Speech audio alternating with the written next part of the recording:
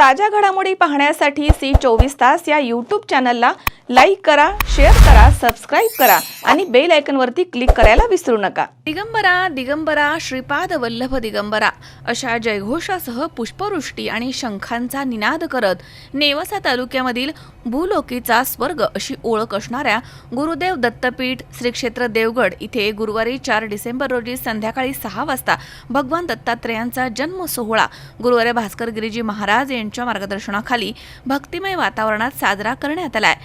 श्री दत्त जयंती निमित्तानं लाखो भाविकांनी भगवान दत्तात्रेयांचं दर्शन घेतलं। मंदिराच्या समोरील प्रांगणामध्ये 6 वाजता झालेल्या श्री दत्त जन्म सोहळ्याच्या प्रसंगी गुरुवारी भास्कर गिरीजी महाराज आणि स्वामी प्रकाशनंद गिरीजी महाराजांच्या हस्ते भगवान दत्तात्रेयांच्या मूर्तीचं पूजन करण्यात आलं। व्यासपीठावरती पुष्पांनी सजवलेल्या पाळण्यामध्ये भगवान दत्तात्रेयांची मूर्ती ठेवण्यात आली होती। विधिवत पूजन झाल्यानंतर वेदमंत्रांच्या जयघोषामध्ये पुष्पवृष्टी करत भगवान दत्तात्रेयांचा जन्मोत्सव साजरा करण्यात आलाय। यावेळी गुरुवारी भास्कर गिरीजी महाराज, उत्तराधिकारी स्वामी प्रकाशनंद गिरीजी महाराज यांच्या हस्ते पाळण्याची दोरी ओढण्यात आली आहे।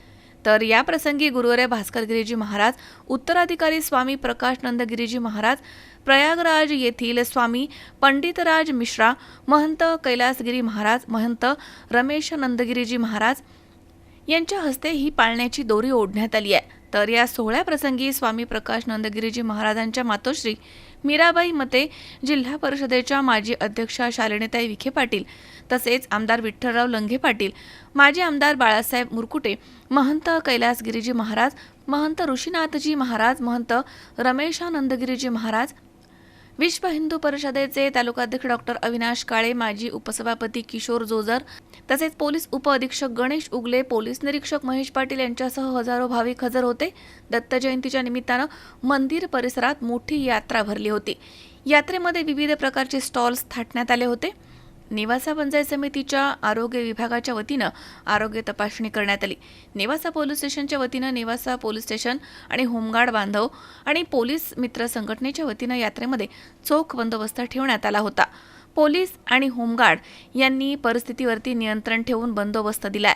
तर जनरक्षक, पोलीस मित्र संघटना, स्वयंसेवक, सेवेकरी यांनी देखील सेवेच्या माध्यमामधून मोलाची भूमिका बजावली आहे।